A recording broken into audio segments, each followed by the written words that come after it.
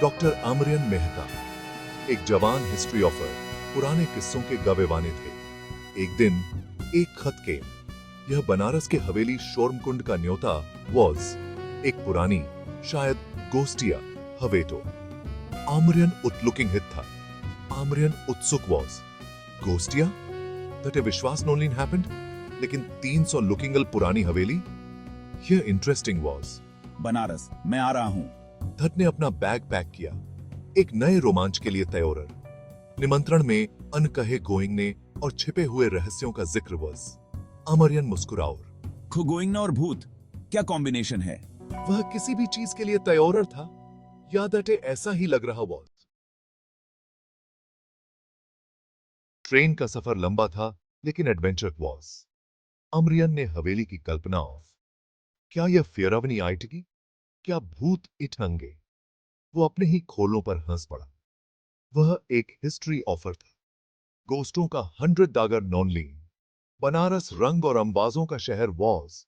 जैसे ही आमरियन हवेली के कुलदीप पहुंचा, हवा अलग फेल्टने स्टार्ट। White, heavy. क्या यह सिर्फ धात की कल्पना थी? ये तो गोस्टिया है बाबू, मत गोइंगो। विलेज वालों ने धटे हवेली के बारे में चेतावनी के।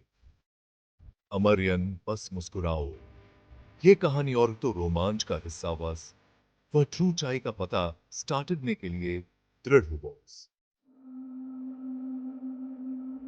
हवेली का बूढ़ा फॉरेयर टेकर रामू ऑफ का चिंता भरी नजरों से अमरियन का स्वागत की और पक्का इस बारे में बाबू? चिंता मत कुडो ऑफ। मैं तो बस दिशा हवेली का इतिहास गोइंग ने हमें सून। हवेली बहुत बड़ी थी। हर जगह मकड़ियों के गोइंगले फैलते थे और फर्नीचर पर धूल जमी वॉज।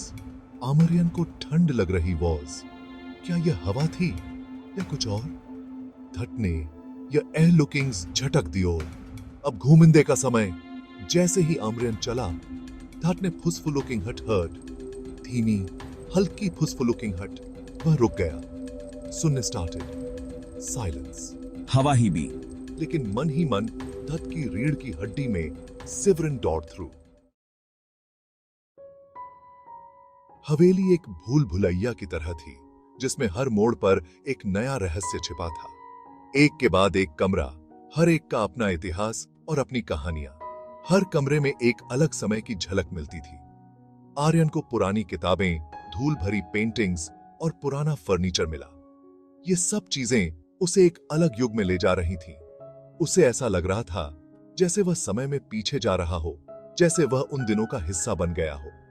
एक कमरे में एक सुंदर झूला था जो बहुत ही आकर्षक और मनमोहक था। यह नया लग रहा था, अलग सा, जैसे किसी ने हाल ही में इसे यहां रखा हो।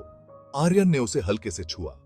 वह थोड़ा हिला, जैसे किसी अदृश्य शक्ति ने उसे धक्का दिया हो, मानो कोई उसे धक्का दे रहा हो। यह अनुभव बहुत ही अजीब और रहस्यमय था। उसने जल्दी से अपना हाथ पीछे खींच लिया। उसे एक डायरी मिली। वो बहुत पुरानी और रहस्यमय लग रही थी, जिसके पन्ने समय के साथ पीले पड़ गए थे। यह डायरी हवेली के कई रहस्यों को उजागर कर सकती थी। यह हवेली के कुख्यात मालिक कुंवर अमर सिंह की थी।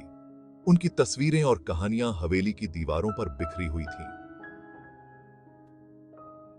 किंवदंतियों में उनके धन, उनकी क्रूरता और उनके रहस्यमय व्यक्तित्व की बात कही गई थी, और उनके रहस्यमय ढंग से गायब होने की बात कही गई थी।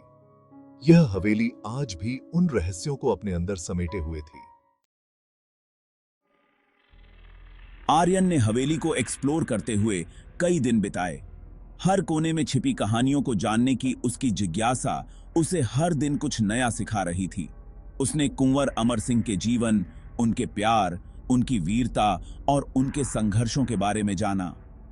उनके दुश्मनों के बारे में जाना। उन युद्धों की कहानियां जो सदियों पहले लड़ी गई थीं, आर्यन के मन में गूंजने लगीं। उसे अतीत से सदियों पहले यहां रहने वाले लोगों से एक जुड़ाव महसूस होने लगा। वह उनकी जीवन शैली, उनकी परंपराओं और उनके संघर्षों को समझने लगा।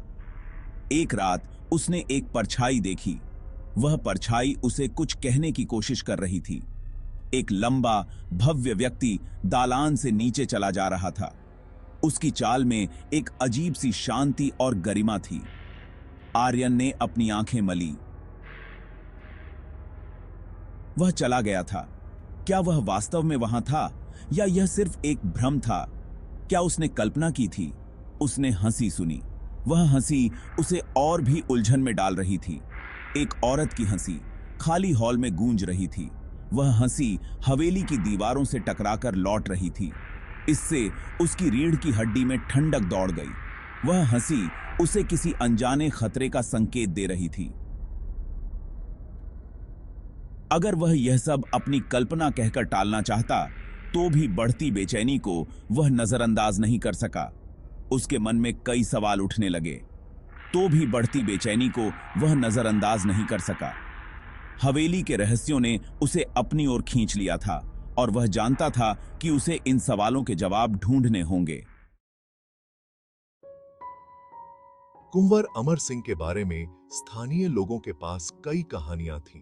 ये कहानियां पीढ़ी दर पीढ़ी सुनाई जाती रही हैं और हर बार कुछ नया जुड़ जाता है। कुछ उसे अत्याचारी कहते थे तो कुछ दुखद नायक। उसकी छवि हमेशा विवादित रही है और शायद यही कारण है कि उसकी कहानियां इतनी दिलचस्प हैं। अफवाह थी कि उसने अपना विशाल खजाना हवेली की दीवारों के भीतर छिपा रखा था। यह खजाना इतना बड़ा था कि लोग उसकी खोज में अपनी जान जोखिम में डालने को तैयार थे।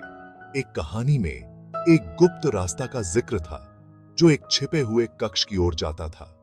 यह रास्ता केवल उन्हीं को दिखाई देता था जो सच्चे दिल से खोजते थे। क्या यह सच हो सकता है? क्या वास्तव में ऐसा कोई रास्ता था या यह सिर्फ एक मिथक था? आर्यन यह पता लगाने की ठान ली। उसने पुराने दस्तावेजों और नक्शों का अध्ययन किया और हर सुराग को ध्यान से देखा। हवेली रहस्यों से भरी थी, बस उजागर होने का इंतजार कर रही थी। हर कोने में एक नई कहानी छिपी थी और हर दरवाजा एक नया रहस्य खोलता था। जैसे जैसे दिन रात में बदलते गए, आर्यन खुद को कुंवर अमर सिंह के रहस्य की ओर अधिक आकर्षित पाया। वह हर दिन और रात इस खोज में लगा रहता था। हकीकत और अंधविश्वास के बीच की रेखा धुंधली होती जा रही थी। आर्यन को कभी कभी लगता था कि वह किसी दूसरी दुनिया में प्रवेश कर चुका है। क्या वह सचमुच अलौकिकता का अनुभव कर रहा था या यह सिर्फ उसकी कल्पना थी जो बेकाबू हो रही थी? यह सवाल उसके मन में बार बार उठता था और हर बार वह और भी उलझ जाता था। एक रात आर्यन ने कुंवर अमर सिंह के कमरे में सोने का फैसला किया। वह उस जगह के इतिहास, ऊर्जा को महसूस करना चाहता वॉज। वह धूल भरे बिस्तर पर लेट गया। धते उत्तेजना और भय का एक अजीब सा मिश्रण महसूस हो रहा वॉज। अचानक कमरा कोल्डा हो गोर। धट ने आमते हुए फुटस्टेप्सों की अमहट सुनी, धीमे और हैवी। वह अपनी धड़कन को अपने सीने में महसूस कर सकता वॉज। धट के दरवाजे के ठीक बाहर कदम थम हैड। धट ने धोरन से सुनते हुए अपनी लुकिंगन्स रोक टू। फिर साइलेंस, सन्नाटा किसी भी आवाज से झोरदा भोर वह वॉज। वह बिस्तर से कूद गया, दरवाजा खोल दिया और दालान खाली वॉज। वह अपने डर पर लाफ्डा। यह तो बस हवा धट के लुकिंग खेल रही वॉज, या थी? जैसे ही वह वापस अंदर गोइंगने के लिए मुड़ा, धट ने कुछ नोटिस्ड। थाट के दरवाजे के ठीक लुकिंग माइंदे फर्श पर एक सफेद गुलाब टर्नेडल वॉज। यह ताजा कटा हुआ वॉज। आर्यन गुलाब को गिविंग हकता रहा। धाट के दिमाग में विचार दौड़ रहे थे। यह हिया कौन रख सकता था? वह हवेली में अफोरला वॉज। थाट की रीढ़ की हड्डी में कोल्डक दौड़ गई क्योंकि धैट ने महसूस किया कि वह उतना अफोरला नॉनली है जितना धैट ने सोचा वॉज।